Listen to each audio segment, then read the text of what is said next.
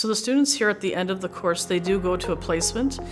So a lot of them do actually get hired in the placements that they are doing their co-op, so that's amazing. Okay, my name is Silvie Esteves. I'm the Medical Esthetics Instructor at Anderson College.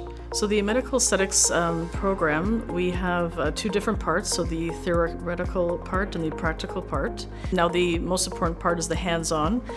We do have the state-of-the-art equipment here, so we have our laser machines, Microdermabrasion. The students can also practice their non-surgical facelifts, and also chemical peels. And we also do relaxation massages, so we have a whole slew of things that the students are going to be practicing in their lab. So when the students come in the door at Anderson College, they feel a positive atmosphere right away.